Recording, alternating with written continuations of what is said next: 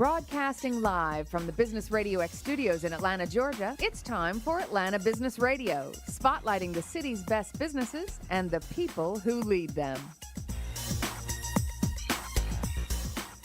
Welcome to this very special edition of Atlanta Business Radio. It is time for my favorite series, Tuesdays with Corey, with our friend and yours, Mr. Corey Rick. How are you, sir? Stone, I'm doing great. How are you today? I am doing well, and I know you've got a guest. I know you want to get to that conversation, but can we talk a little bit about this thing you had this morning? Can you talk a little bit about this breakfast thing? Yes, we had a Tuesdays with Corey breakfast. It was a business building breakfast, and what we did is we invited the guests, of which there have been 40 since we started the show, to come at breakfast and do some networking and some relationship building.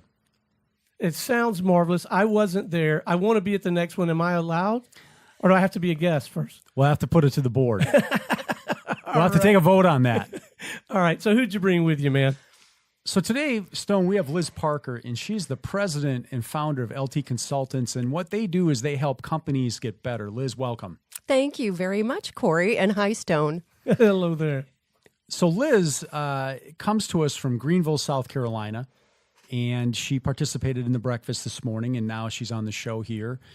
She's got a great story about how she got into her business and how she helps companies. So tell us a little bit about how you got to LT Consultants and what led you to start it. Well, I would love to share that with you. And I first have to give a plug for the breakfast, too. It was phenomenal. You did a fabulous job bringing all the women together and fabulous speakers. It's great interaction. So thank you for that invitation. Yeah, thank you very much. So back to LT Consultants. The way I got started is I was working with DHL Worldwide Express over in Hong Kong.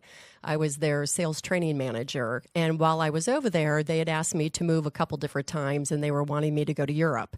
And I wasn't quite ready to go to Europe because my helper wasn't coming along, and I had a young 5-year-old son. So I ended up deciding I was coming back to the States. And at the very last minute, the owner of DHL in Hong Kong came to me and said, hey, I'm going to be doing some strategic planning for nonprofit foundations, and I like your facilitation style, and I want to have you work with me. So I was like, okay, what does that look like? This is the Saturday before I'm to fly out on Sunday to go back to the United States to live. Nice of him to give you some notice. So on the spot, I said, okay, I'm looking forward to this. This sounds great. And he goes, oh, but I don't want an employee.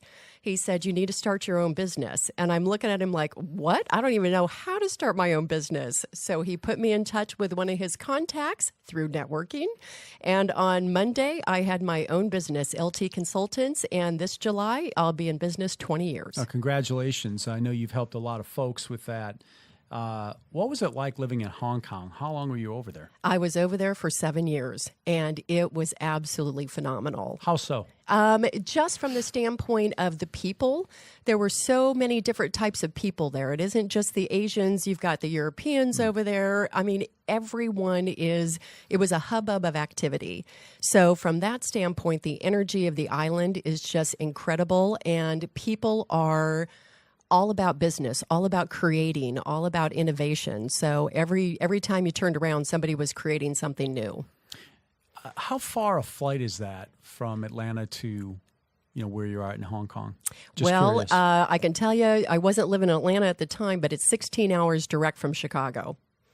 And they do it nonstop in the summers. In the winters, they can't do it. You got to go through someplace, but it's 16 hours nonstop from Chicago. So it sounds like you enjoyed your time over there, living abroad. And what kind of adjustments did you have to make, moving from the United States and living here and then moving and living in a different country for so long? Well, one of the things that really you have to do is just be yourself. And what you have no problem with that. Well, what's funny is that I did try and pull myself back, believe it or not, when I was over in Asia. Did you succeed? Well, for me, I did, but I was still over the top for most Asians. As you can imagine. If you could imagine this, I went over wearing bright pinks, bright reds, every color under the rainbow in suits. And by the time I came back, I was wearing black, gray, Everything was muted. Everything was toned down. So it is a matter of the biggest things were just adjusting to the culture. I knew the content, and that worked well. But I learned people are people. It doesn't matter where you are. Yeah. Well, it sounds like you really enjoyed your time over there, but you haven't always lived in Atlanta. You haven't always lived in Hong Kong. Where else have you lived? Well, West Palm Beach, Florida. Elkhorn, Iowa. God's country. Yes, we do have that Iowa sharing knowledge that we do. love the Iowa, except for the winters. So Yeah, you can have that. exactly. I don't need that. And that's why we're down here.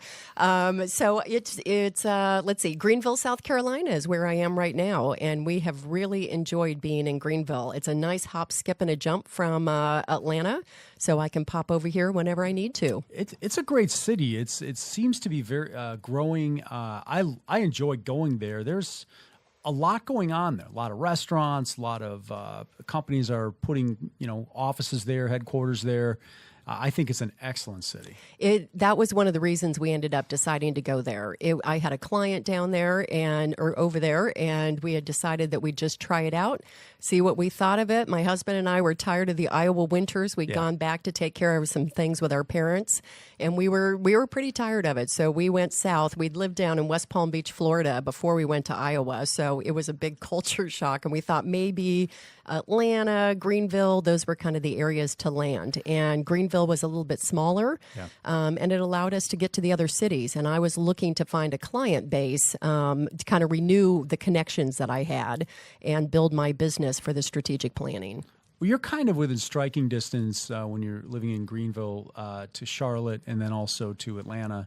And I think you get all the big city pleasures that you need in Greenville. But if you want more, you can always go to Charlotte or Atlanta. That is exactly only it. A couple-hour car drive away, depending upon where you go. Just a short Audible book ride. Out of all the places you've lived, where have you liked living the best? The warm countries. So I would have to say I really did enjoy Hong Kong. It was hot and humid and nasty sometimes, but I really enjoyed the weather. Yeah. I also have found that I'm enjoying Greenville during the winters, the summers. The winters are a little too cool for me. So I do like these warmer climates, I've decided. And I remember when I came back from Hong Kong, I landed in Atlanta first. And it was just fabulous until we got snow. And then I went, oh, no, I'm not far enough south. Yeah, it's interesting, how as I get older, I really don't care for the cold. And, having grown up in southern Minnesota and living in the Midwest for the first 33 years of my existence, I really wanted to go someplace where the weather was sort of more temperate. And, when you look at all the snow that they've gotten in Minnesota and the Midwest this last year and how cold it's been, that's just not something that I care to do anymore. And I have to just tell you that this is such a Midwestern conversation because we could spend an hour talking about the weather. And I love that because... But we're not going to. Okay, well, I just want to say thank you. That makes me feel like I'm at home. Yeah, it does. So you've helped a lot of companies. You've got obviously great experience, a strategy. I know that in my company, you've helped me enormously by really helping me define roles for the various people in my organization. Tell us about how you help organizations with that, and why is it important? Well, what I find is I have used TTI assessments for years. And in fact, I started with them, I realized about 15 years ago. So I was in business to kind of try and help people uncover where their real potential was. Not just the individuals, but the organizations. That we leave so much talent on the table that we just don't even realize. And then if you can actually hire to the right talent, you can really capitalize on that. So what I realized is through these assessments, we have a job benchmarking process that we use to help organizations and individuals look at who is it I need to be a superior performer in my organization. Look at that role very specifically, and by doing that, we actually find out how we can match individuals to those jobs. And when you do that, the employee's engaged, the company's happy, everybody's more productive, and it results in success for both the employee and the business. Well, I think for me, it was very useful. I know I spent a lot of time preparing the first time that we did this when I came to Greenville, and really thinking about, okay, what are all the results that I need for this position?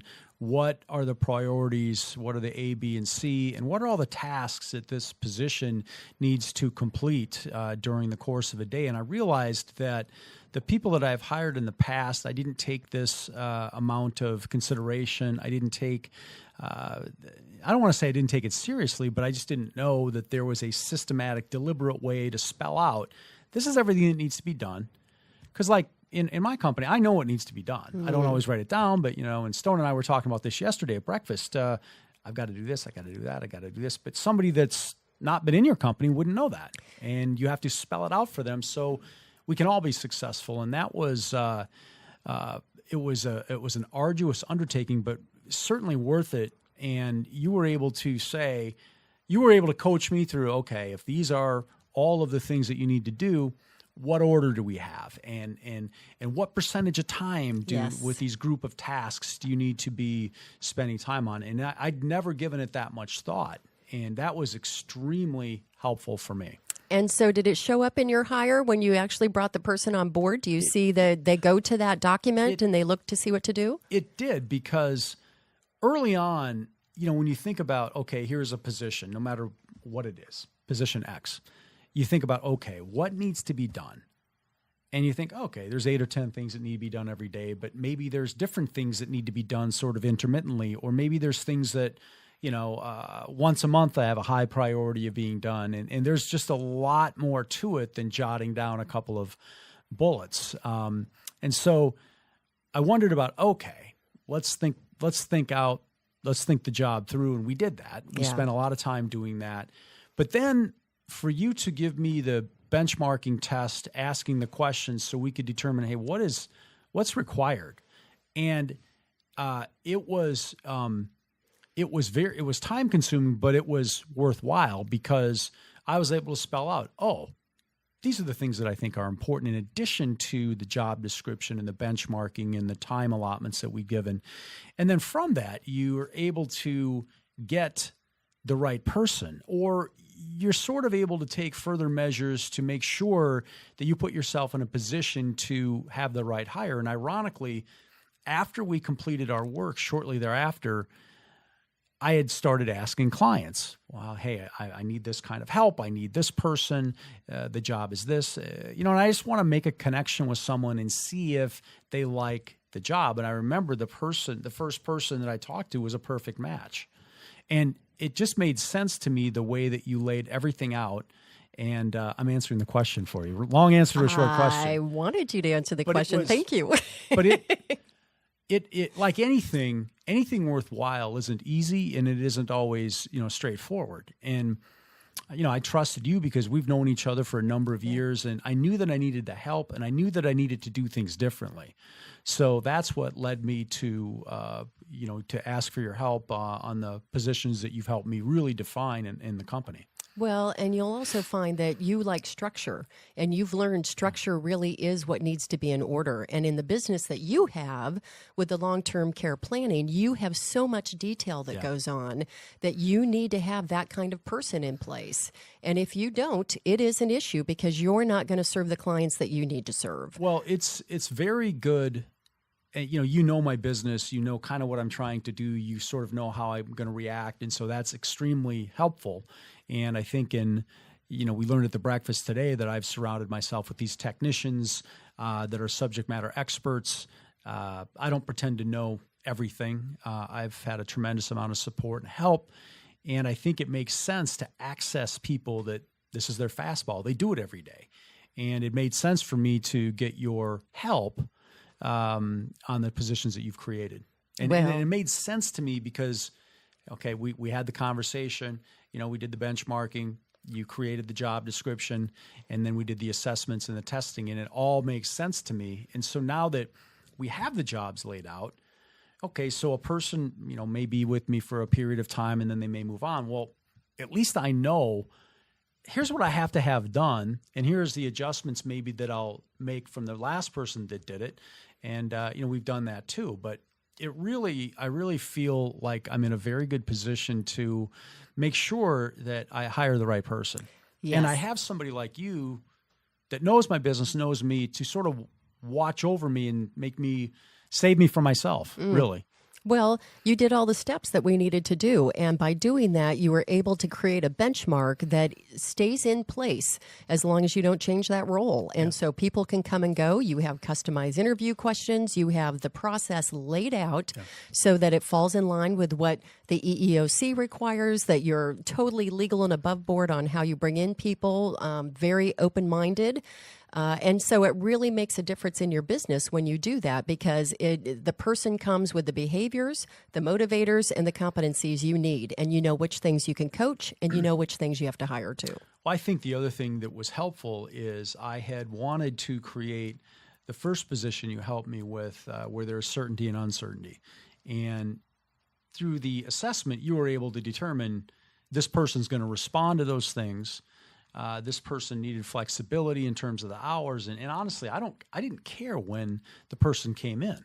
I just cared that the stuff got done, and it made a big difference to her that she had great flexibility to come and go, and she knew what needed to be done. And I don't see any reason to have somebody in at a certain time, beginning and end, as long as the job gets done.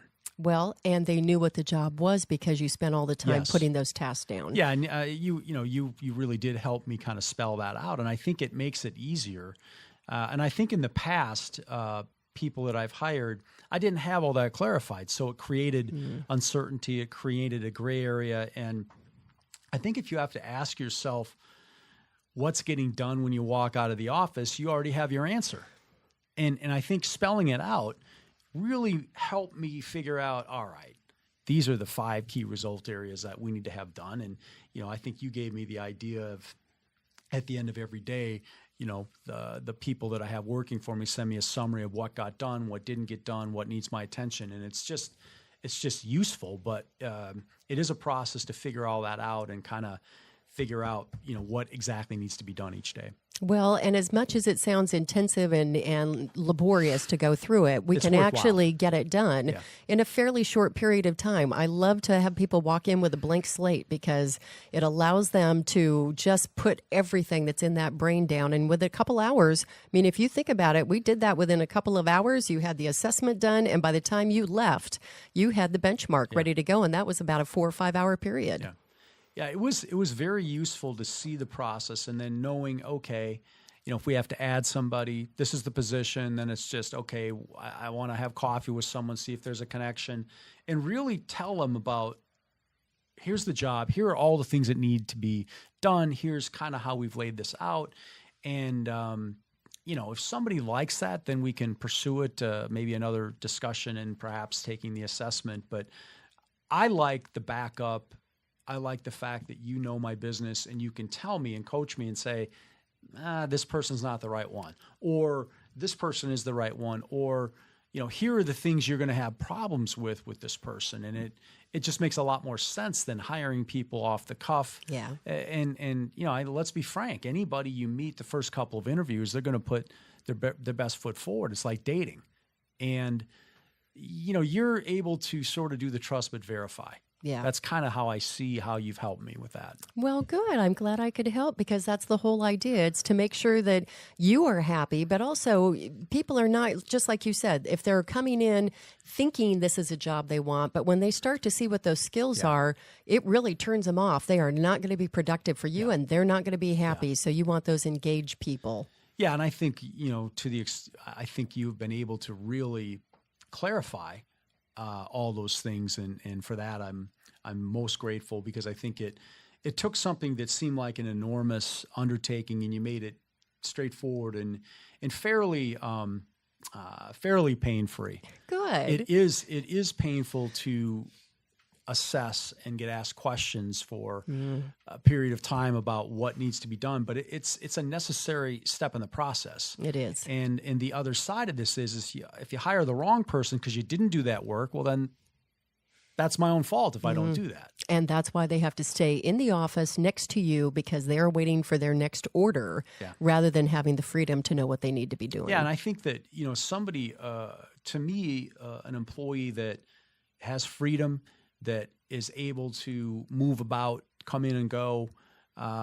There is structure because there's stuff that has to be done every day. But one of the ladies that helps me, she gets stuff done sometimes at 3 a.m. Well, she has 2 small kids, and so like I said, it doesn't matter to me. I mean, I'm not up at 3 a.m, so I'm not looking at it. But I think it's helpful for her that she has the flexibility that she does have. Yeah, and I think the process and the assessment and all the things that you set up really was very, very crucial in me getting to that point. Well, I'm glad to hear that. So I know we're working on a second one right now, and I think that you'll find it's an even quicker process the second time because you know what to expect. It has been. And, we, as time has gone on, we sort of morphed. We've created this new position. And it's funny. I mean, when we created the last position, I kept thinking, I wonder how I'm going to find somebody. And it wasn't a couple weeks later I met somebody, and then I met somebody, a couple of others. And I think putting the word out to clients and friends and contacts, if they have a relationship with you, they may feel some level of vesting, and they may feel, a need to connect that person to you. Yeah, and you know what to ask for. Well, That's the difference. And I know what I need. Mm-hmm. And, if I have a question, I'm just going to call you. So you're not getting away. I have your phone number, text, email. So, well, I am delighted. Yeah. So that's been, and that's just that part is just a component of your business, right? There are other things that you do at LT Consultants. Yes. Like I know, I met you through Vistage, yes. And Vistage is executive coaching for business owners, executives. It's a tremendous organization. And you are now a Vistage chair. Yes, I am. And how do you like that? I absolutely love it. I was a member, as you were. I mean, we're at 7-year memberships, I think, when we first got together there. So we're both 7-year members. But what I did was in Greenville, and I was coming into Atlanta to the Vistage meeting here because it is that worth it to drive for a half-day meeting because we get so much quality out of it. We had one of the chairs retire in Greenville, so I took over his group. And I've had the group for a year, and we've got 9 people right now where our CEOs that are anywhere between $2 million and $40 million in revenue. Mm-hmm. And we are always looking. It's a non-competing industries as far as the group goes. So these CEOs are building off of each other. And the gift that I bring to them and the gift they give to me is just not always learning from each other, but my background in strategic planning has made a huge difference in looking at the 7 stages of growth that entrepreneurs go through. So I'm able to provide value from that standpoint as well as we look at how these businesses grow and what they need to do to take that next business challenge and push themselves and each other to do that. Well, while I miss you in our group, I think that you're meant to do that. I think you're in a great position, and I think I look forward to hearing all the great things that you're going to do there. I think it's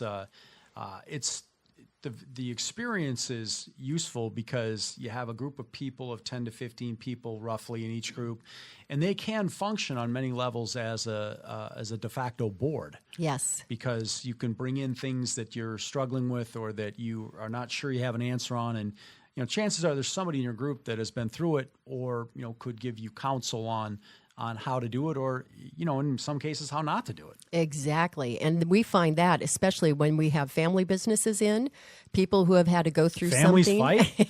This just in. It is amazing, isn't it?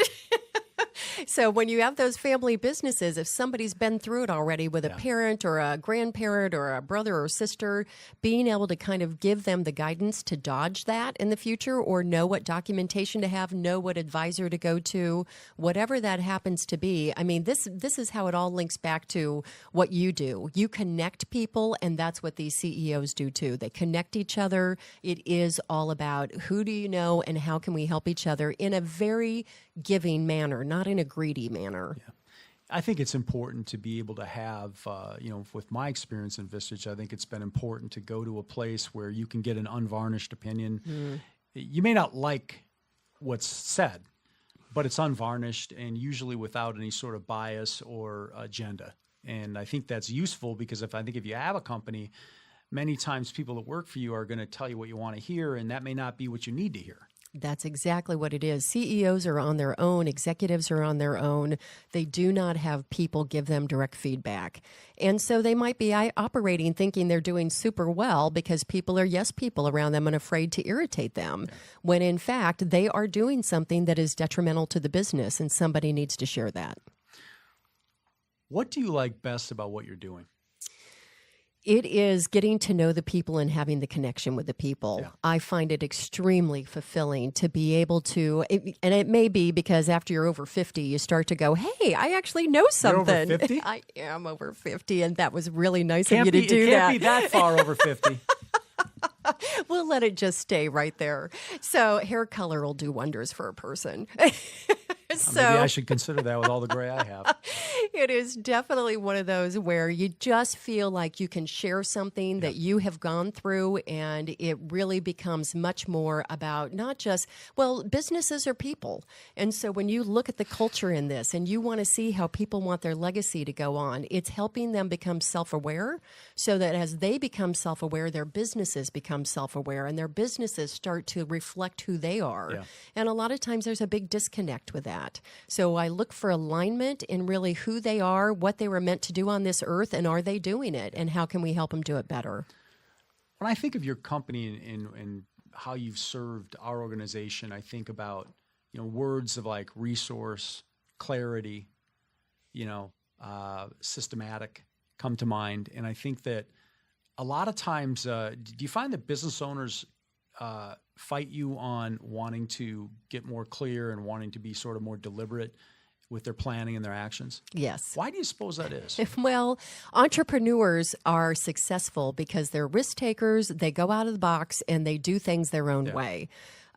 That works for a while, but that's also where this 7 stages of growth comes in, that at a certain point, in order to be scalable, you have to start to put systems in place so that you can do what you're doing, hiring people to come in, do the things that you don't have time to do, but you can still be the visionary. You can still be that person saying, hey, I am the one that's thinking this business up, knowing where it's going. I'm the one connecting the people. I need somebody else to do more of the detailed work or do some of the other processes that need to be in place to make this business run. We know that they fail after 3 to 5 years if they don't have that structure in place. A great idea will not get off the ground if you don't put some structure around it. I think that, as time goes on, relationships are really important. They've always been important to me, but perhaps now maybe even more so. And I think about the leverage that I have with a business relationship with you in saying, all right, I'm thinking about this job or that job. And I have the advantage because you already have all the local knowledge of kind of what I've done and kind of how I built things. And so you're able to look at and say, I think this might be the direction you want to go. Because I know we talked about a number of things and going in another direction, and it wasn't the right direction, which is why it took so long not to do it. And but you knew that in your heart. I think that the leverage that you have with specialized knowledge, I wouldn't think of starting a radio station. Why would I do that? I got these guys here at Business Radio X. They already know it. They do it every day. They touch it every day. And it just makes sense to me that, I would come here, show up, do my show, and they've been incredibly supportive. But it's interesting to me to, watch people kind of try and do things themselves when it's not their fastball, or they don't want to do it, or worse, they're not qualified to do it. Well, and it does seem that when you start out, you think that you can do it all yourself. And then you start to realize you can't, and you don't have all the talents. I remember being in a Vistage group 4 or 5 years ago and having them go, are you kidding? You're not an accountant. What the heck are you doing trying to do your own books? Right? That's not a forte. Go work with the people, do the facilitation, do all the things that you do well, hire that out. And I think what ends up happening is we're afraid. A lot of times that fear lives in us that says, hey, I can't do that because I'm not making enough money. And sometimes what you've got to do is take that leap of faith. Yeah. So being where I am, I try to be that give them that outside perspective and say, hey, if you did this, what's the worst thing that could happen? Yeah. And take them down that path and say, and if you were not having to do the books, which is taking you 3 times longer than it should, what would it look like? What could you do with your time? It may not even be right if you're doing it. Exactly, which, by the way, I have had that experience too. So it is. It's a matter of just kind of being that voice in somebody's head where they need that quiet space to just say, hey, I need to think about my business for a little bit, and I just need to hear myself talk. Yeah. Well, I think the subject matter experts, or call them technicians, and I think the more granular you get with your business, I think about if I have all the positions defined in my company, it makes things more straightforward. Mm-hmm. It might even make it more saleable. Yes. I think that to the extent possible, I mentioned Stone and his organization here with their radio station. Your CPA, your bookkeeper, the person that helps you with your web, or the person that helps with branding or printing. Maybe I could do all those, but there's no way I would do it as well as the people that I would outsource it to. And by the time, if you value your time, by the time you do it yourself, it probably wouldn't be as good as the person that has the subject matter expertise.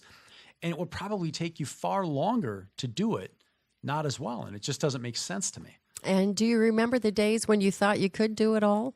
Yeah. And it is the self-awareness that you end up having about saying, wow, this is really not my gift. My gift is doing something else. And that really makes a huge difference. Well, don't you think that letting go and control are significant issues for, business owners and entrepreneurs? And it just the idea of control. I mean, isn't the reason that a lot of people go out on their own for control their destiny, and so on and so forth. And so I know that's why I did my business. But did you find it hard to let go of some of these things? Yeah. How did you do it? Well, I still haven't let go of some of them, but I have been smart enough. The truth is coming out.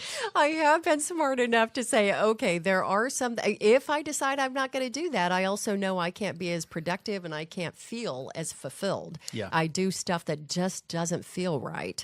And physically, right? It can relate to your body. It can relate to illness. When you are going against something that is not right, it shows up somewhere in your life. Yeah. And messages will come through loud and clear if you just pay attention to them. So I've just learned you've got to do it. And the more self-awareness, the more understanding you can have about who you are, the more that your people will start to follow that as well. People just build off of that if you model that behavior.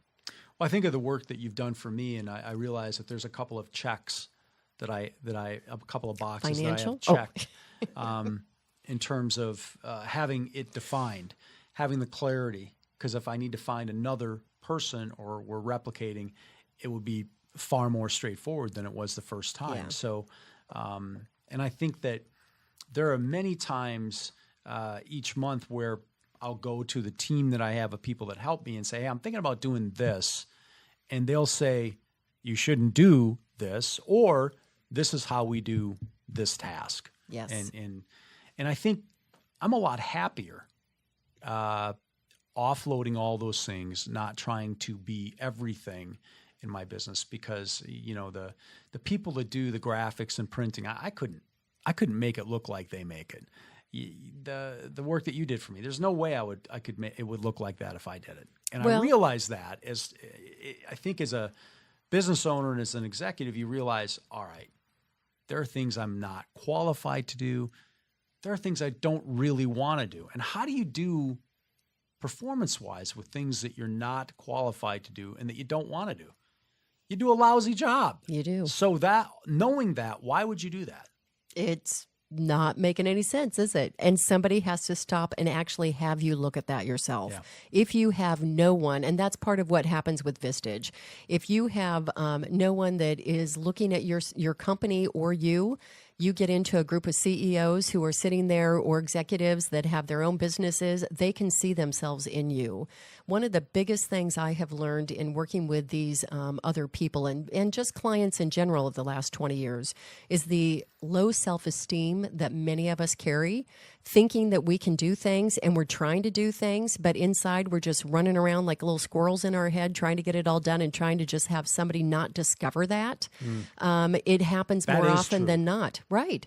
It is just one of those things where you're just like, oh, if they find me out, then who am I going to be? And it's a matter of, it's okay that you don't have to do all those things. That's where we can ask for help. But as an entrepreneur, you think you have to do it all, and you don't.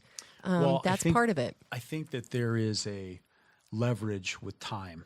You think about the technology and the leverage that all of the technology that we have, what's software, whether it's LinkedIn or email or social media, you think of the leverage that you have of putting whatever your message is out there for people to consume it. And, there isn't a lot of leverage trying to be all things to all people, because you might be frustrated with how you do things that, I know I get frustrated with things that I say to myself, you're not qualified to do this, right? And you're not, you don't want to do it, and you're not going to do a very good job. And that's the trifecta of, that's a trifecta of lethal. That's a lethal cocktail. That's a lethal cocktail for incompetence. It is. And some can't see that. Some can.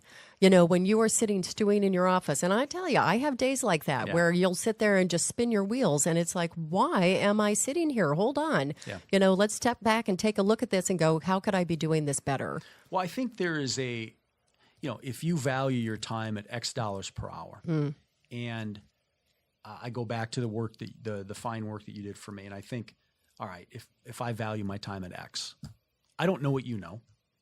I try to do this. I probably spend 3-4 times the time that you do, and it's probably not going to look like, it's going to look like I did it, right? So I've learned that at age 54. I think I've learned, okay, stay away from things you're not good at, that you don't want to do, that you're not qualified to do. It is hard to admit that. It is. And I think that the way that you are is, very non-judgmental, very information gathering, systematic. And for me, it provides a level of comfort because I know you're going to tell me what I don't know, what I should be doing. And I certainly appreciate that. Now, I'm sure many don't, but I certainly do. Well, you've asked me kind of about my business and things that have happened in my business. And I would say that it's really being able to connect with people like we're doing now. Yeah. That is the most powerful thing that I believe I bring to people, is to say, I can see what you're feeling. Some cases I've been there, some cases I haven't, but I'm going to hold a space for you to be able to kind of talk about that, because our wisdom is in ourselves many times, and we just need that space. So if I can be somebody that can reflect back to you the wisdom coming out of you, that's even better. Well, I think you mentioned the word connect, and there's a lot of events that get held, and there's a lot of people that you meet, but connection is so important. And I had a friend of mine, say to me, I've had other coaches say this, like, know, trust, and I realized that, it's very hard to get things done with people that you may not like. Yeah. It's hard to get things done with people that you don't know. And if you don't have that trifecta, it just doesn't lend itself to a productive relationship. And that's true in everything, isn't it? It is. And being able to connect is really important. And I think you learn that as you get older, the importance of that. Because if there isn't a connection there, maybe it's, maybe there's reluctance on one end or the other to actually pursue a relationship, whether it's business or personal. I know this is supposed to be for me and about me, but I got to tell you, you are the master connector. You have done a beautiful job, because not just the work that you do with your long-term care planning, as far as the business goes, you are serving people on a very personal level. When they're looking at those end-of-life things, that is the most personal thing that you're going to get to for somebody. And what you do is approach that with such sincerity that in order to talk about that, people won't even go there if you don't make a connection with them. And so you come across, and I like to always always say it's the Iowa piece of you. Even if you are Minnesota, I'll give you that. But it's Iowa that's coming out in you. Well, I think it's the subject can be intense and it can be confusing and complicated, and we try with our web-based systems and paper-based systems to fill in the blanks, and we use the personal interaction part of it to make sure that people get their questions answered, because this is not for everybody. But understanding what it is, and perhaps more importantly, understanding what it isn't is. And so I think that, in doing this for 20 years, it's important for me to make sure that I leave people better off than when they came to me in terms of their knowledge about the subject of long-term care. And, they don't need to be judged by me or anyone else about what their position is or if they do anything about it or not, but they do need to get their questions answered. And so I appreciate you saying that. We endeavor to treat people the way that we'd want to be treated. And if my mom and dad were here, that's a standard. I treat people the way I would expect them to treat my mom and dad.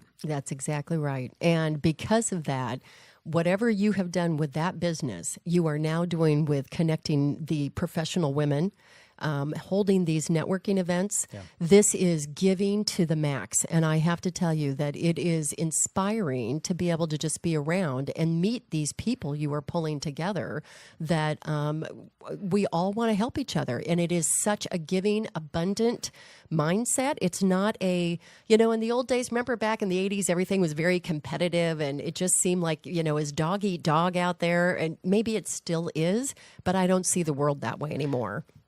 I don't either. I think you get to a place where if you can help somebody, maybe there's an obligation there, or maybe you want to, but there's one thing that maybe isn't talked about is how it makes you feel when you help somebody. And that is, I think having a feeling of gratitude, I think is very important. And being grateful, I think, is important because it can shape. There are numerous studies and articles that I've read about being grateful and how important it is to do it at the beginning of the day, because it can shape the rest of your day. And it can make the bumps in the road not seem like such large obstacles. That is entirely true. I do this exercise called one words, that a lot of people look at a one word that they're going to use for the year, and how can they, it's usually something that kind of holds you back and you need to kind of work on this through the whole entire year. So I do this with my CEOs on a regular basis, and they just think I'm crazy when I make them do this. But it ends up, and my husband, I got to share this part too, my husband never does a one word. And for the 7th year, he's gotten his one word. It just shows up. He just hates it when his word shows up because it doesn't leave his brain. But it's always something that you need to work on. Yeah. And this year, mine came up as thankful. And I was just shocked when that word just started coming to me, because I thought, am I not being thankful? So did you think of that, or did somebody else think of that? Oh, it was pretty much in my own meditation. It came in through heaven, I swear. It was a loud message repeatedly. And it was like repeated days were happening where the word thankful kept popping up in front of me at certain times. And I was like, oh, wait a minute, what's this about? Because I thought I was a very thankful person, but I also realized we can get into our own little world of doing little complaining here or there. It's not quite perfect here or there. And I realized that by being thankful, you start to look at what you do have, and you let the other stuff go away, and you try not to get so picky about it. So I encourage people when I work with them, I'm just like, find that one word, because it's going to help you in just your physical and your mental, your emotional, your financial, your relationships. You will find that word will help you throughout the year. So I'm hoping that the listeners are going to pick a word, because usually by now it comes to mind. Well, I've found over the years that if it's easy to see things that aren't right, it's easy to see where improvement can be made. And I think one has to pay some attention to that. But I think the whole idea of being grateful can make what you have enough. Mm-hmm. And I think I think it's really important, because I don't know the percentage of people that are sort of with this, keep up with the Joneses type thing. I think that can be a cycle that adversely affects you. And, it's certainly okay to be competitive, but I think, there is something to being thankful for your friends and your family and, the things that are going on, good, bad, and indifferent each day. I mean, even if you have a bad day, you can still learn something from it. Yeah. And we can still be grateful for that. And we can think of those days, can't we? We can. Now we can be grateful about them, but at the time it didn't feel like we were going to be any too grateful about them. So what are you grateful for now? I am truly grateful for each and every day when I get to start to meet people. These opportunities, like coming into Atlanta and meeting some of the people that I've worked with before, meeting new people. It's being able to have some kind of impact in each person's life. And it does sound like it becomes about me at that point, but it really is one that I want to bring the gift I have of facilitation and conversation to helping people see themselves better. So for me, that's really what I'm grateful that I have finally figured out in my life what a gift is, and that is that I have the conversations and help people see themselves. So I've never picked up at all that this is about you, Oh, good. your business. I know when I ask you for things, you follow through, you get it done. Usually it's far sooner rather than later, and that is, being dependable is very, very important, and that's something that might be a Midwestern thing. Who knows? Yeah. Showing up early before you're supposed to be there. Well, that I don't always do. But I think that you follow through. Yes. And I have never picked up in any of our interactions that any of this has been about you. Wonderful. And to me, I think you've been very committed to making sure that you give an unvarnished opinion with, based on your experience and expertise, so you can afford your client the best outcome. Right. I do. One of the things I learned, I don't know how long ago it was, but I found that I'm extremely practical. And Yes. that's probably the Midwestern thing, too. It's like I am not a luxurious type person. I am like, let's get some return on whatever we're going to do. If it's time, if it's enjoyment, if whatever it is, I want to make sure that what we do is practical and not a waste of time. Because I like to go have fun. And I'm like, I'll work as long as I need to work. I'll put in 12-hour days if I have to. But boy, after that 12-hour day, we're going to go out and we're going to have a good time. I think that having something... my dad taught me that having something to look forward to, no matter how small it is really important. And I know I have this routine, and part of the routine is in the morning I go drink coffee, not a small amount of coffee. And I like to read the paper. And it's something I look forward to every day. And, of course, my friends razz me about the paper. Well, that stuff's available on your phone. And but I like the newspaper. I like the tactile sense of the newspaper and the paper. And but you get ink all over your hands. Yeah, but there are washrooms there that even have soap there where you can wash your hands. You can take it off. But it's something I look forward to every day so I can get engaged. I like the taste of black coffee. And I'm able to kind of get clued in as to, what's going on. So I can sound reasonably informed on, things that are going on with clients. And what habits do you have that make you comfortable, that help you re-energize? Ooh, that is such a good one because my personal style is one that I don't like habits. I don't like to be put in a box somewhere. Really? I like to do things different each and every day. And one of the things, though, I have found is I have to start my day with my own meditation, my own quiet time. I won't even hardly say hello to my husband. If he's awake, he knows I'm grabbing my coffee because, of course, that's important to me, too. That black coffee has got to be ready to go.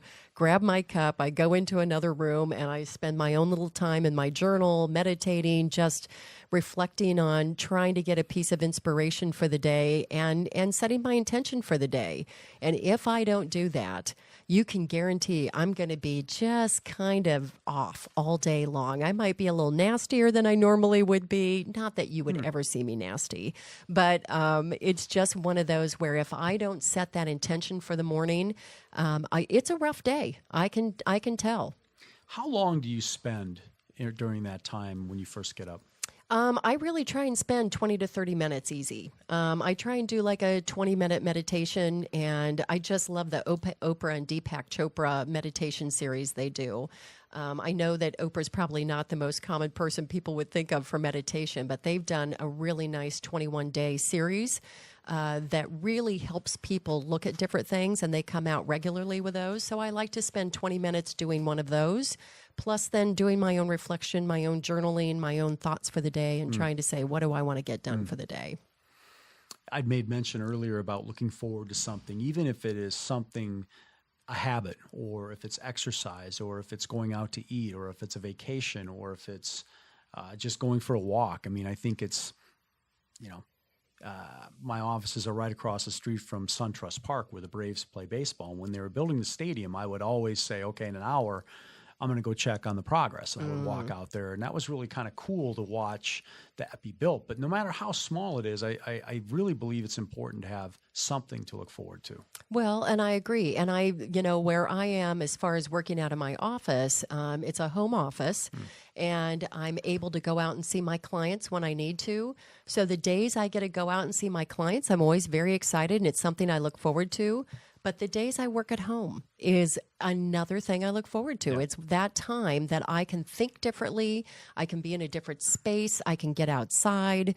I do a lot of kind of innovative thinking, I would say, when I can be outside doing yard work. If I get stuck on something, I'm like, okay, where's the mower? Where's the weeder? I got to do something. I got to get out there and do something physical to allow my brain to just kind of have some downtime. So I think it's really important that people figure out when that time is and how they get that space. One of the things that has always impressed me about you is your candor, and you seem to be happy. You come across that way. And I think one of the things that's also crucial is that no matter what role you're playing in your business, you have to be happy, because that comes out, it comes across, it comes in your intonation, it comes out in your emails, and it comes in your interaction with people. And it seems to me that by what you just said, that you are equally as happy being at home, driving your desk and doing the work that's associated with that, as opposed to being out and seeing people. Yeah. Me, I'd rather be out and about. And that is why, this next person that we're needing to get hired is really important, because I think being happy with what you do, whatever it is really important. It's important for you. It's important for your family, spouses, family, and so forth. And I think realizing what you're good at, what you're not good at, and what you don't want to do. I think just being real about that. And it took me personally a while to do that. But I think that all those things can contribute to effectiveness and being happy. Well, I would agree. I can say that coming over to Atlanta today to actually be with you, be with the other you were women. Dreading it? I was looking forward to this one. It's like, man, it's a day out of the office to go do something, go to the big city. How has your business evolved over the years? It has changed forms somewhat. The core piece of it, I think, is still there, from the strategic planning, the team alignment, things along that line. The way the business has probably evolved is I've gotten smarter about how to work with the things we've talked about, outsourcing things, doing things that are more productive. But really the evolution of it has just come from deeper understanding of people, deeper understanding that this is the right work, and that we each have a gift we bring to the table. And if we do that gift, there is plenty of work, there's plenty of business for everybody, and that we don't have to have that jealous, competitive nature about us. I think what's evolved more than anything else is I used to be more closed off when I first started, afraid that somebody was going to take my business. And now I look at it as, hey, that's just not the right business for me. Now I'm more open to saying the people who need me will find me, and I will find them. And I have more trust in the universe and the people around me knowing what I do to send me the people that seem to click. How are you getting your new clients? Through referrals. I like to get them through referrals, and a lot of that comes through Vistage. When I came down to Greenville, South Carolina about 11 years ago, one of my biggest things was to join a Vistage group, because I saw the power of what was happening through the clients that were actually in it. And so as I have gotten exposed to that, these small and medium-sized businesses, we carry those values of transparency and challenging and growth. So I find those mindsets of clients are the ones that are best for me. And so through Vistage is where I've gotten a lot of those people. And then if it's not Vistage, or it's somebody who's been in Vistage who has a friend who's not in Vistage and they passed on somebody else, it tends to be through the values of, I find clients through people who trust, want challenge, who want growth, who aren't afraid to look at themselves. People who do, I don't even see them. They don't come to me. You've been selected to be on the show because you have been a success. You have a certain way of doing things, and you're a successful business owner. What sets you apart, in your opinion? Ooh, that's a good question. I even was thinking about that kind of question earlier. But what sets me apart is probably my sincerity. Yeah. My sincerity and the fact that I want to be practical about what we're going to do. I am not coming in here to spend all your money. I am coming in to say, let's get something done.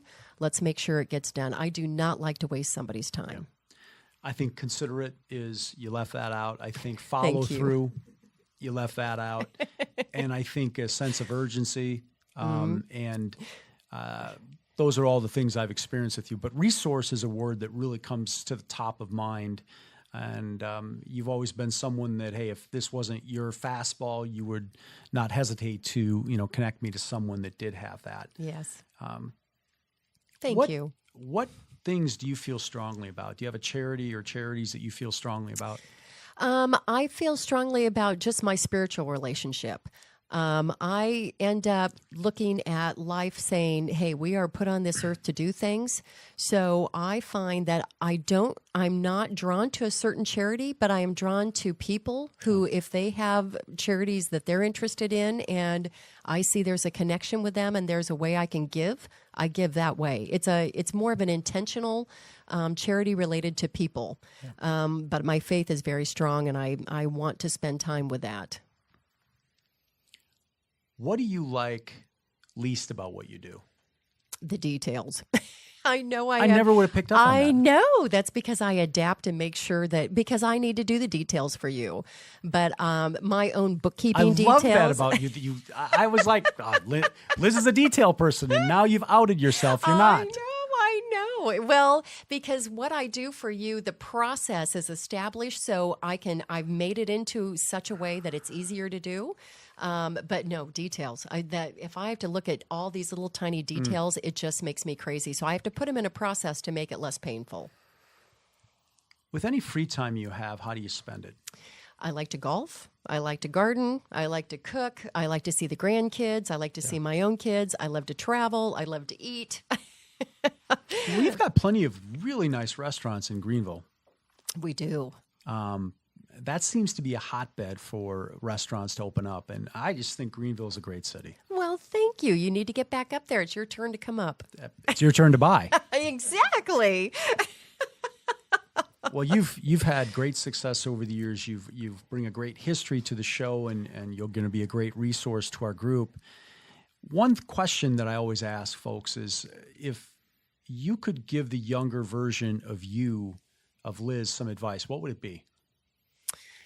Not to be afraid to step out and be and do who you want to be and do. I started that way. I think I was truly not looking at the issues that could happen, and that got me in trouble. But it's stepping out, being that risk taker, and having the support around you, not thinking you had to do it alone.